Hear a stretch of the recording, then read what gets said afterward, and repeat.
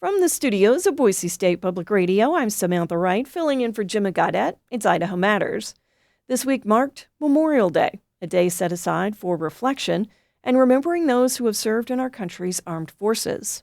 But the Idaho Military Vehicle Preservation Association spends their entire year remembering the past and working to preserve it, to educate folks about the historical importance of how vehicles in the military impacted and influenced world history.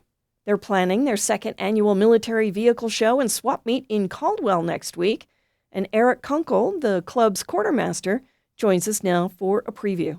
Tell me about the club. Who are you and what do you do? We're a group of people who love old military vehicles, everything from World War I on up to present day.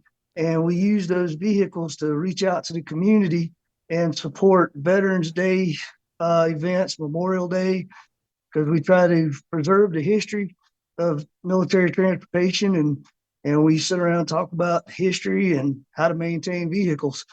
Well, you talk about that each vehicle tells a story. Why is it important to tell those stories today? Well, the further you get away from an event happening, the easier it is to forget. And what we're trying to do through these vehicles is not let the sacrifice that the men and women who've built these vehicles and used these vehicles, what they gave up and went through. Each story, like the one behind me, is a 1943 Dodge WC-63. It was built quick and efficiently by predominantly women because the men were all fighting in car factories that a couple years earlier were putting out family cars. And with this one, I like to tell the story of the transportation side of it, the logistics side of it, because that's how the military moves, is via logistics. And this one, we go into, it holds 13 people plus the driver and the vehicle commander. And then you have other vehicles out there like a half track, and you go into how that worked and the men and women that built that and crewed that. And with us, you're not just looking at it behind a line in a museum. You actually get to hear it fire up. You actually get to smell the exhaust. That's a good and bad thing. And you actually get to talk with people who maintain these things. They're all privately owned, and we all maintain our own and help each other. And so you get to see the way that the manufacturing and technical skills were as well of our country in the past. And we try to, like I said, I talk to people and young people about the trades and the technical side of it, because it's really nice to use your hands and all of a sudden turn a key or push a button and it comes to life. It growls and it's just a really good feeling. So I try to pass that on to people as well.